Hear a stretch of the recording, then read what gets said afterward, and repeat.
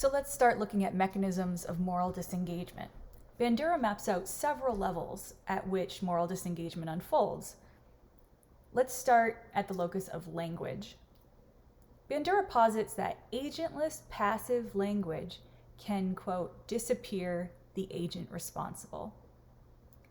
Some examples here. So what's an agentless passive language example?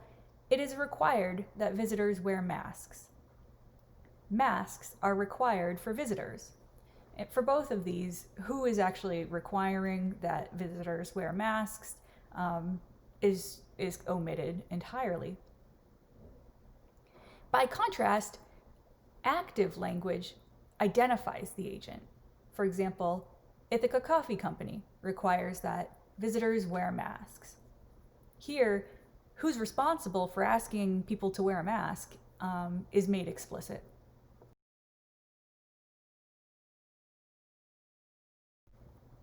Agentless passive language is an effective way to cover up who's doing the asking or who's doing whatever action in a sentence. So on the left here, we have a stiff, agentless passive mask sign at a Vons supermarket, and it stipulates that by the order of the state, a face mask is required to enter. So here, the state orders it, but Vons does not explicitly require it. It is required.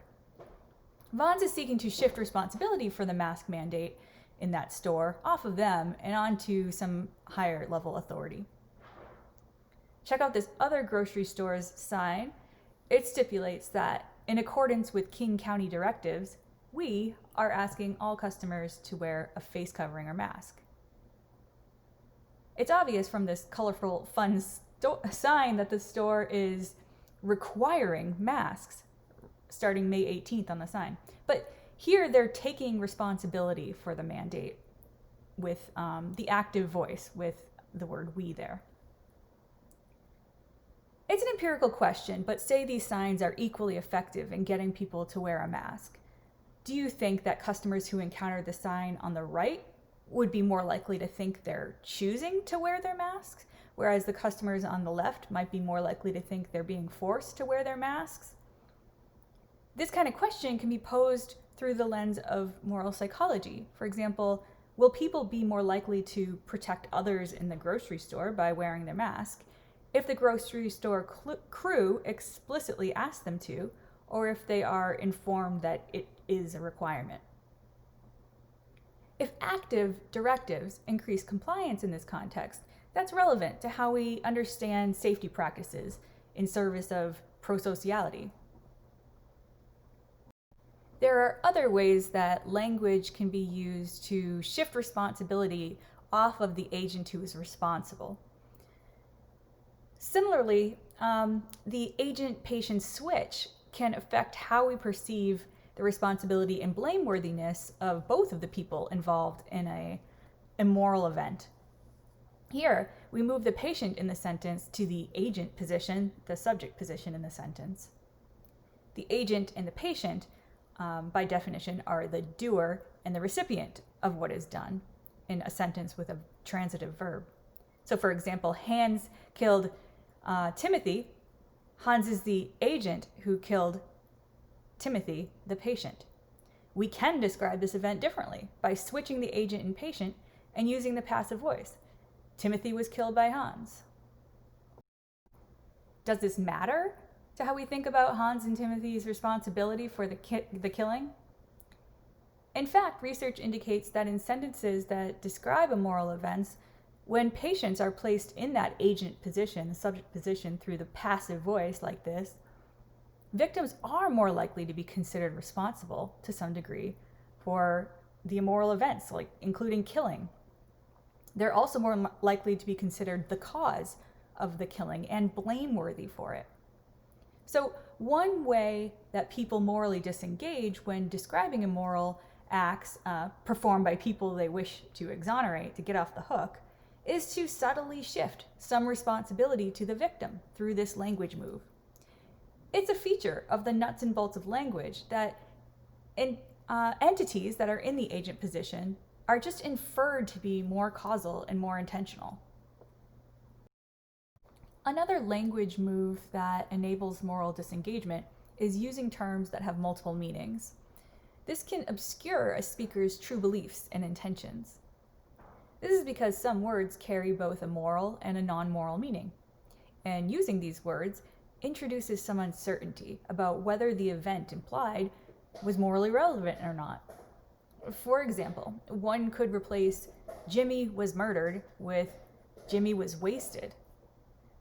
Since wasted has several other meanings, whereas murdered is crystal clear, the speaker can take advantage of plausible deniability. That is, the speech on record is neutral, but the event was actually immoral.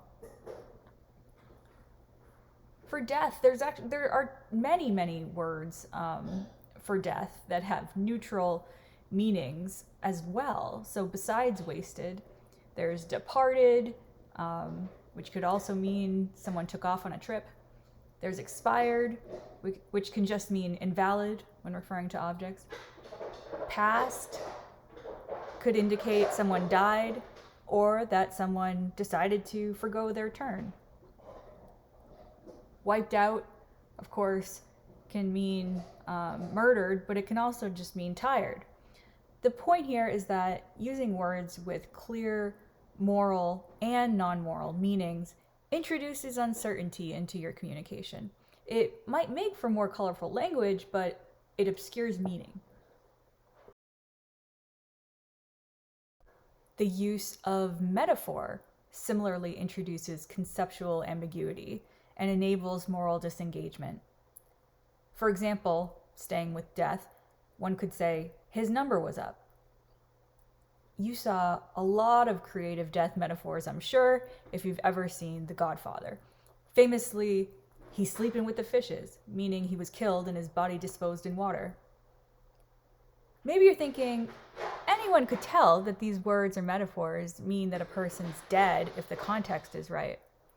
That might be so, but Bandura is suggesting here that people use words and phrases like this to protect their own moral identity. By obscuring the reality of their own immoral acts from themselves. Believing that you murdered someone is believing you intentionally harmed someone. Believing that you made someone pay the ultimate price is believing that you enacted justice by ending their life. So they have really different moral implications. What about a language move in cases of immoral acts that don't involve gunslinging or overt harm or violence? White-collar crime and scams that dupe people out of their life savings, for example, are benefited by another mechanism of moral disengagement, specialized jargon use. It can falsely convey expertise and respectability and also obscure the facts that are being communicated.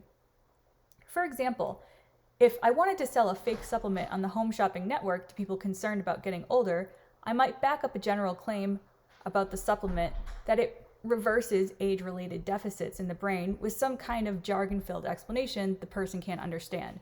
Like, this supplement increases neural potential through the dorsolateral prefrontal cortex and the right temporal parietal junction. Suddenly, it sounds like maybe this stuff does something.